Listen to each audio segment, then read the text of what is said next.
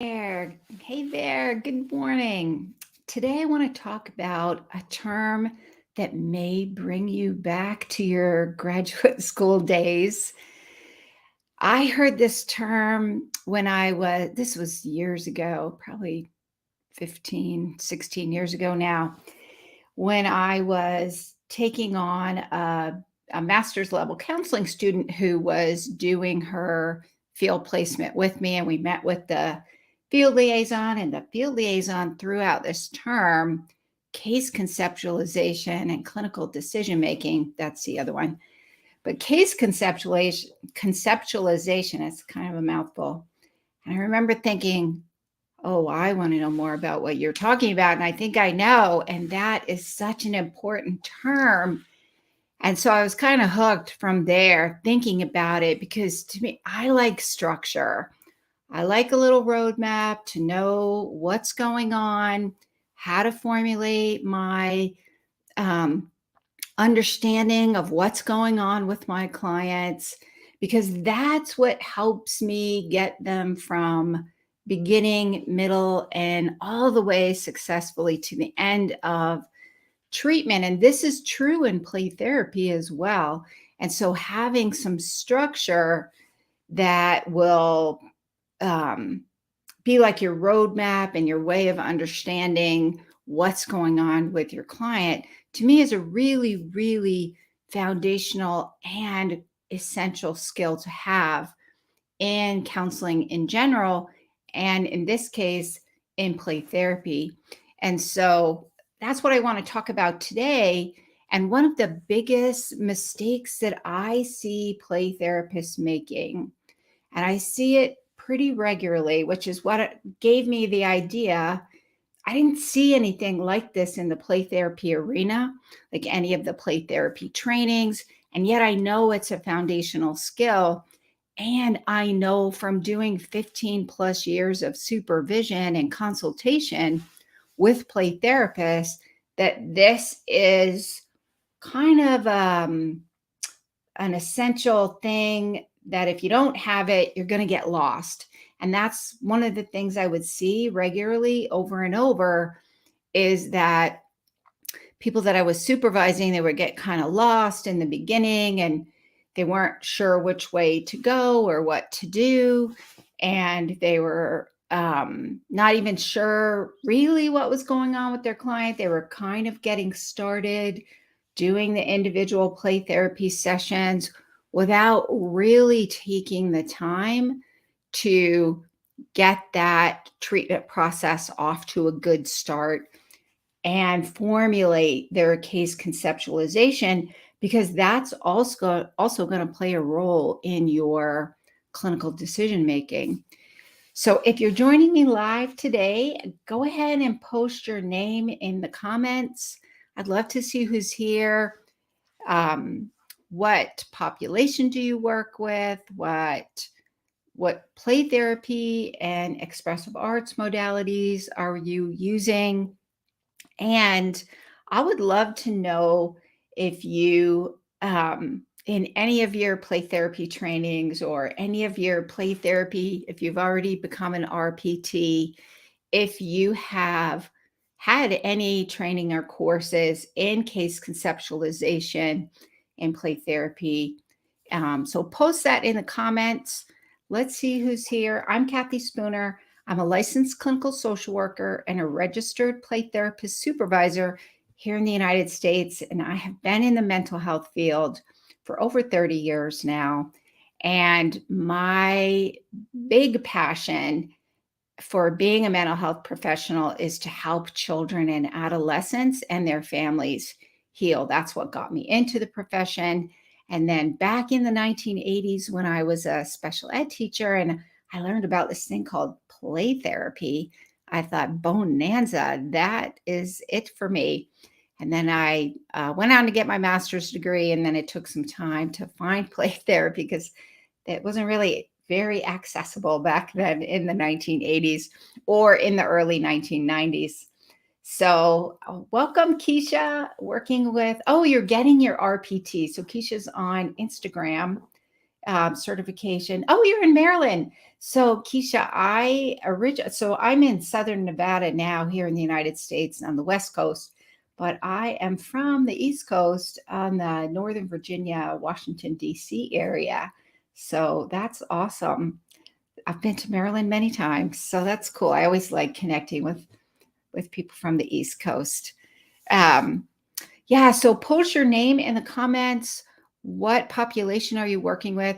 I go live. I live stream every week on Instagram, LinkedIn, and in my Facebook group for mental health professionals using play therapy and expressive arts. If you're interested and you're on Facebook, it's called Play and Expressive Arts Therapy Playground. If you're a mental health professional using play therapy and expressive arts, and you want to be in the group, it's a free group. You do have to answer every single question, though. If you don't answer all of the questions, then you're not going to be admitted into the group. I see people regularly not answer all the questions, and it kind of kills me. And I used to message people and say, hey, but then I never got a response. So now I just make sure I tell people, make sure you answer all the questions. And I'm also live streaming on my Instagram channel platform. So welcome, welcome, welcome. If you find the information useful and helpful, please feel free to like it and share it across your social media. If you're interested, and on LinkedIn, it's kind of hard to see any of the replays from previous live stream episodes. So if you're interested or you just like YouTube, you can pop over to my YouTube channel. All of the replays are on my YouTube channel, Kathy Spooner, Renewing Hearts Consulting. And you just go into the live tab and all of the replays are there.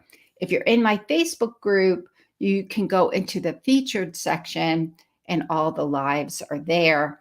And it's pretty easy to find the replays on Instagram because you just go into my little, what do you call that thing where you can see all my posts? That's where you go.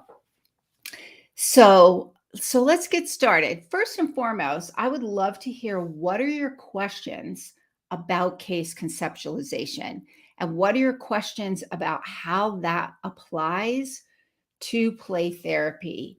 Like I said, this is not something I saw very often. Actually, I didn't see this anywhere when I was getting my credential for RPT back in the early turn of a century. So if you have questions, post your questions. What are those? If you're joining me live, go ahead and post your name in the comments. I'd love to see who's here. Where are you from? If you're watching the replays, go ahead, post your questions. Where are you from? What population you work with? And we'll keep the conversation going. Okay, so first and foremost, so I did want to say, so if you're watching me on Instagram, I am going to show some slides. I use StreamYard to live stream directly into my Facebook group and LinkedIn and my YouTube channel. You won't be able to see them on Instagram, but I'll make sure I describe them and just so you can know what I'm talking about. Okay, so first and foremost, what the heck is case conceptualization? Case conceptualization is a really fancy term for essentially you are gathering information from your clients. And this is, you want to make sure you do this before you even get started doing play therapy. This is really that psychosocial, biopsychosocial, spiritual, cultural assessment that you do at the beginning. That one should take you back to your graduate school days. But you really want to make sure you do that at the beginning because that's where you gather all of the information that you need in order to better understand what's going on with your clients. If you don't ask all of the questions, then you're not really going to have a full understanding of probably what's going on with your client because you're going to use that case conceptualization, which is you gather all of the information in your biopsychosocial, cultural, spiritual assessment, and then you're going to analyze it and synthesize it to make sense of, I think this is what's going on with my client because they meet all of the diagnostic criteria for this diagnosis. And so let me just say a little thing about diagnosis. I know there are lots of belief systems about diagnosis. And I know I've heard from people say, oh, I don't do diagnoses, or I don't like doing diagnoses. So I give them the adjustment disorder because, essentially diagnoses is not a good thing. I don't want to label them. And then there are some who are kind of really strict that way. I fall in the camp of we need to diagnose. I mean, if you were going to the doctor and you had some kind of thing going on with you, you would probably want a diagnosis to make sure your doctor was giving you the right medication. Like, for example, if you went to the doctor and you had this really bad pain in your arm, you would want to know if it's a broken arm or maybe a ligament. Those are two different things going on. Or you would want to know if you've got some like internal thing going on or some autoimmune disease. You would want to know because that diagnosis is going to be linked to some treatment approaches. And that's why diagnosis is important. It's not the end all be all. I'm not in the camp where you have to pinpoint exactly to the right one, because sometimes it takes a little while to get to fully. It's like, like Shrek. It's like an onion. You got to peel it back in layers, and you won't always know from the very beginning. But if you gather enough information in the beginning to formulate your working diagnoses in the beginning, you're going to be staying in that information and assessment gathering mode throughout the treatment process, because you may find out if you kind of get the initial presenting symptoms stabilized, you might find out, oh, there's something else that was actually feeding that. We couldn't get at it until we got through that first layer of the onion, so to speak. So your gathering of the information helps you to figure out what's going on with your clients, so you can then figure out what treatment approach you want to use. And that does come with the diagnosis. And the diagnosis is important because it helps us align with certain treatment approaches that work best with that particular issue that your client is dealing with. And I'm going to talk about that in a little bit. I want to read who's here. Hey, I think I'm pronouncing it Rogaya. You emailed me. I was so excited that you emailed me. In South Africa. Thank you for this topic. Student psychologist case conceptualization is an important area of focus. And now I agree. I totally agree. And I was in South Africa back in 2008. It was such an amazing trip. So I have like a gazillion. I was in Johannesburg and the Cape Town area. And then we went to Kruger National Park as well. So it was I went with social workers. Actually, it was 100 social workers. I would never travel with 100 people again. And it was an amazing trip. So that's awesome. I totally agree, which is why when I was thinking, because I do a lot of supervision now, consultation, and I have an online play therapy supervision consultation group and program. It's called Play Therapy Academy. And in one of the things, because I've been supervising and consulting for about 15 years now. And what I realized is that when I'm supervising people, they don't really have some of these basic case conceptualization and what does that look like in play therapy foundation. And so what I did in Play Therapy Academy is I have created a whole series of courses, which are available. If you're not in Play Therapy Academy, these are available just as the courses themselves. Like it's a whole series called Getting Grounded in play therapy excellence. And there's probably, I think there's going to be like definitely 5 kind of mini courses in the training. You can buy each of them separately. All of these are going to be available in Play Therapy Academy as part of the Play Therapy Academy. I wanted to make sure that these courses were available to everybody who needed them, whether or not you were in Play Therapy Academy. So that's why I did it this way. So the first course that's available now in that series is called Getting Grounded in Play Therapy Foundations. And that one really lays the groundwork of what is play therapy, what are the core skills that you need, what are some of the ethical and cultural considerations you need to consider. And then the next one in the series, which is coming out in March, is called Case Conceptualization in Play Therapy. That one is, I'm in the middle of getting that one created and recorded and get it ready for people to purchase, because I really think it's an important topic. And what I find when people take the time to really do that case conceptualization, really gather all of the information, then what happens is they end up, and this is my next point, which is they get much better treatment outcomes. One of the things that I've been finding, and I always do a lot of research when I'm doing any of my preparation for the courses, because I like to have the most up-to-date information. What is the research saying? And I like to put that in there. So one of the things that I've been finding as I have been doing the research for case conceptualization and clinical decision making, because the second course is case conceptualization, and we also look at clinical decision making in there, is the different bias, that we're all prone to bias. But here's one of the things that I found really, really interesting.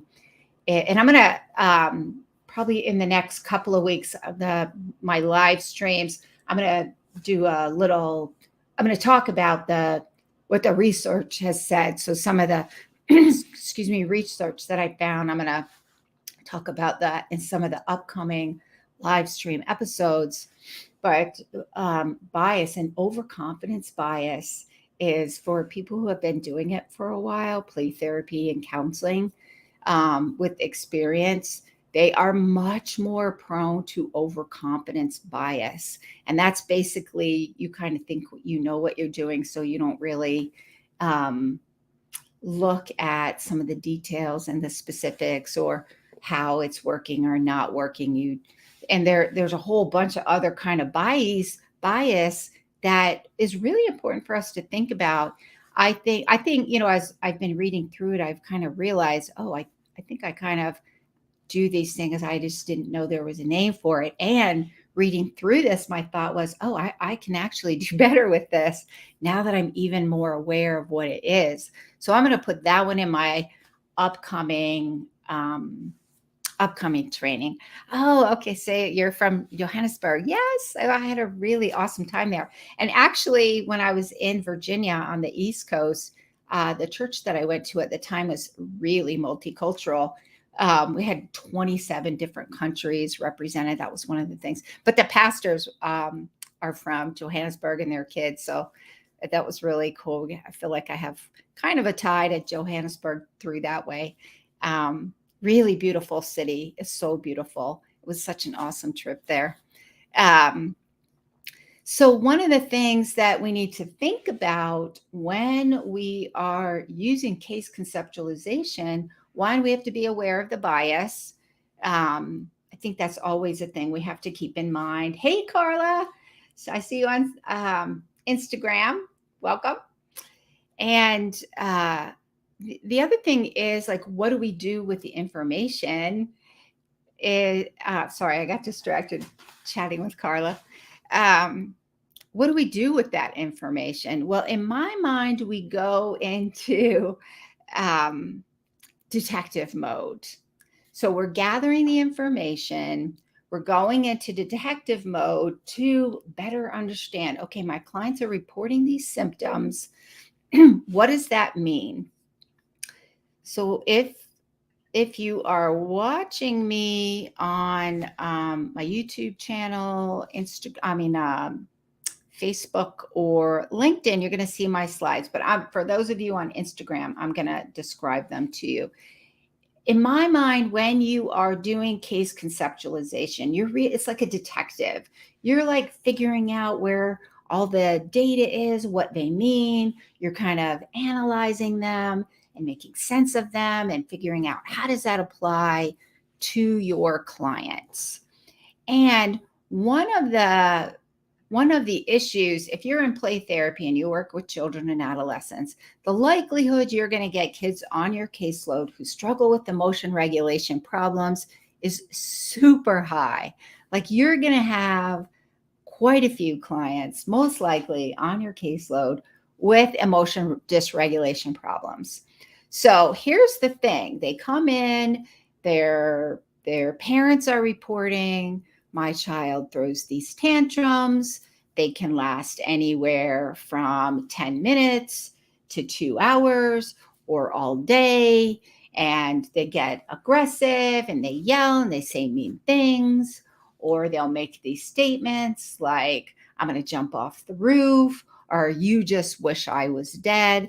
All of these things are very alarming to their parents. And I use parents and guardians kind of interchangeably, because some kids don't live with their biological parents or their adoptive parents. They may be in a different situation.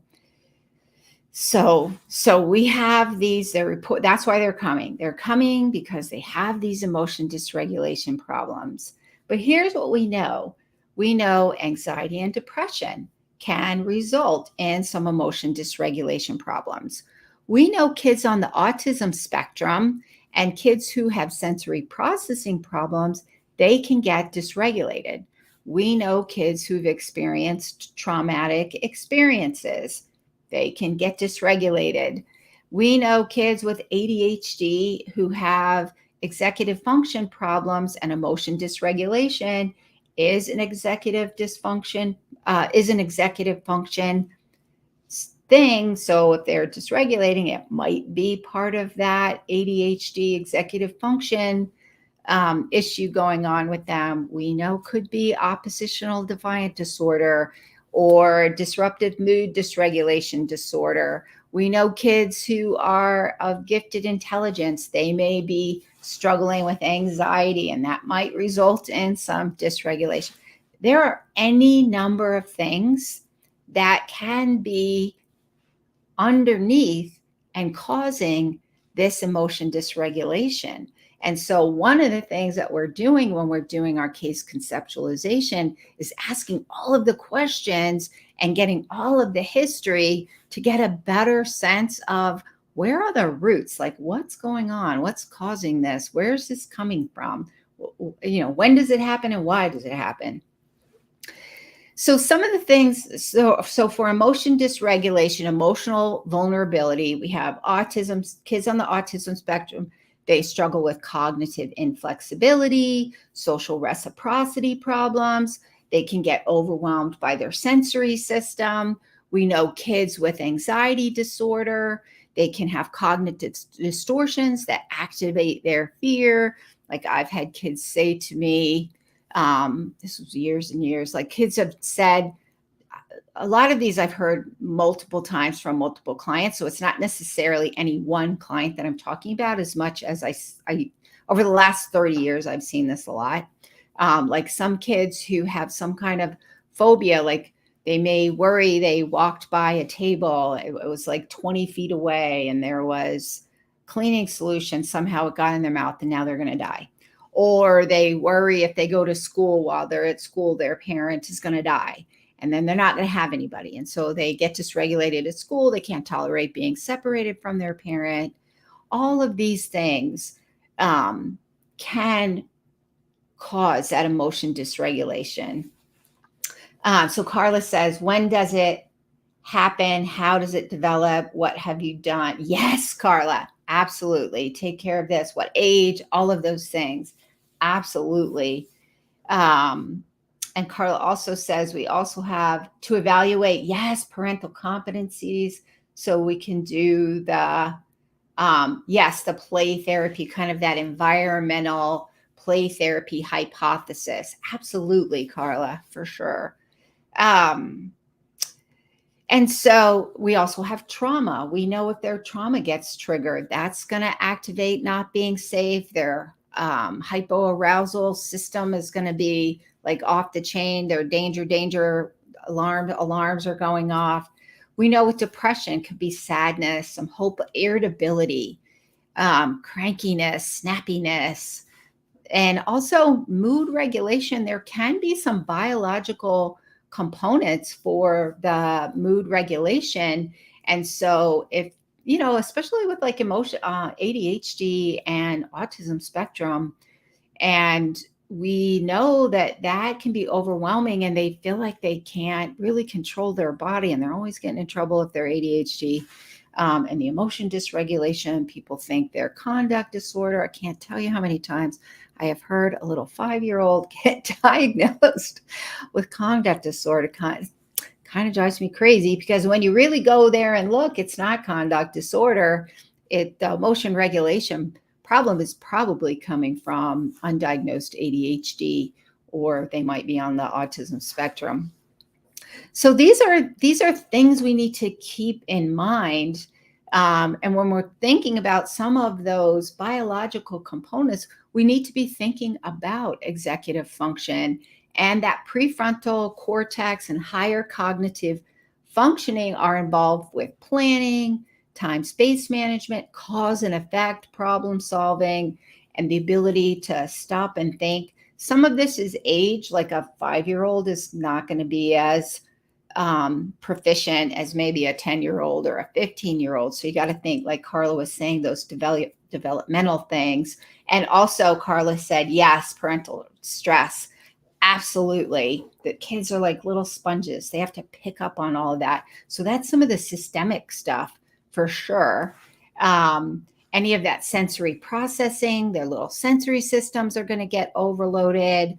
If they get kind of black and white thinking all or nothing, what's going on that they can't have some of that flexibility to shift?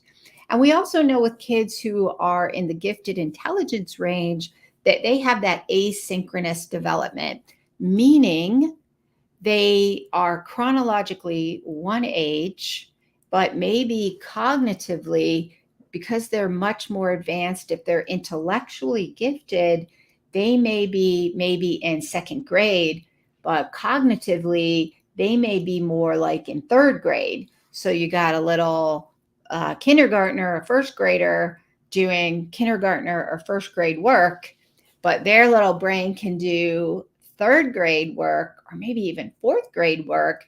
They are bored out of their minds. It's kind of hard. They get frustrated.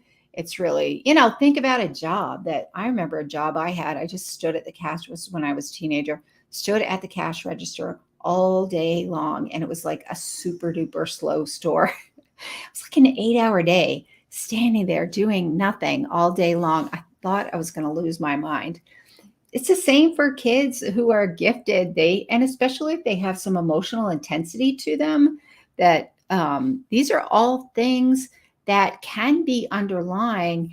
And it's important to consider and do all of that information gathering in the beginning to really understand what's going on.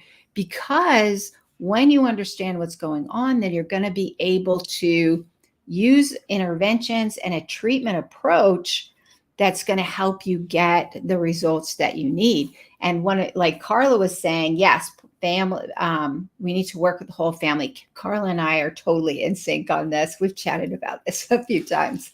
Actually, Carla took my training on family play therapy. I think that was back in October, which is where we met, which was really cool. That was a live webinar I did. I am going to do that one again, but I'm not sure when in 2023. That's exactly, we need to really understand systemically what's going on. And I am a huge proponent. If your case conceptualization does not include looking at child in context and working with parents and integrating parents into the play therapy process, then you've missed a big piece of what needs to happen. And that's part of that case conceptualization. In my mind, when I'm conceptualizing what's going on with my clients, I'm also conceptualizing how parents or guardians need to be involved and what is that going to look like. And the decision making is how it changes over time. But all of those are really important.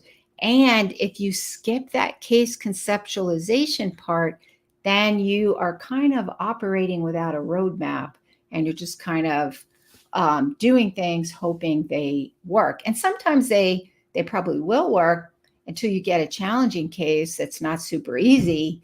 Then you're going to be probably lost if you haven't gotten your case, done that initial legwork of gathering all of the information. So that is it for today. I'm going to do a little recap, and then I'm going to tell you a little bit about some of the courses. Like I mentioned, Play Therapy Academy and this Getting Grounded in Play Therapy Excellence series that I have going on right now. First and foremost, what is case conceptualization? It is essentially taking all of the information about what's going on with your clients, some of that social history. You want to make sure gathering any cultural history. It's really important, I think, also to gather some of that spiritual history, because sometimes that might be part of the problem, but sometimes that might be a resource for the family, because during this case conceptualization, we're identifying resources as well, because we want to help our clients access those and support those. And when you take the time to do that information gathering and do that case conceptualization, then that plays into your treatment planning about what needs to happen, how it needs to happen, what kind of play therapy modalities are you going to use, who's going to be involved in the treatment process. And then you lay out your plan in order to get started. The clinical decision making, which we didn't talk a lot about this time, and I'll talk about that in some upcoming lives, is how you kind of stay in clinical detective mode throughout the change process and do that decision making as you go along. So a Facebook user says, "How to look at your courses, love to do them, like some guidance on how to become an RPT in South Africa." You know what? You can either message me or post in my Facebook group. I will get back to you, and we can chat about that. So that is it for today. If you found the information helpful, please like it and share it across your social media. You can always find all the replays to my live streams and on my YouTube channel. I have a bunch there, replays on my YouTube channel, Kathy Spooner, Renewing Hearts Consulting. If you're in my Facebook group, go up there in the featured section. You can find them all there. So I did want to tell you I do have a series that I'm in the process of creating. I have the first course already out. Let me change my banners here. It's called Getting Grounded in Play Therapy Foundations. These courses in the Getting Grounded in Play Therapy Excellence are all pre-recorded. So they're self-paced, online. Take them when it's convenient for you in your own time zone. They have different modules where I have the lessons in videos, and then there's some experiential activities to do in the training. If you want some Association for Play Therapy CE hours to either renew your registered play therapy credential or get your RPT credential, these will count because I am an approved provider for APT. Getting Grounded in Play Therapy Foundations is really just that. It is the history, which I call the roots. This is part of forming your professional identity as a play therapist as well. What are the roots of play therapy? How did we come to be the way we've come to be, which also informs the model itself and specific models in play therapy. Play therapy is theory it's grounded in theory, and the theory informs how to apply it and how you help your clients access those therapeutic powers of play, which are one of the foundational aspects of play therapy.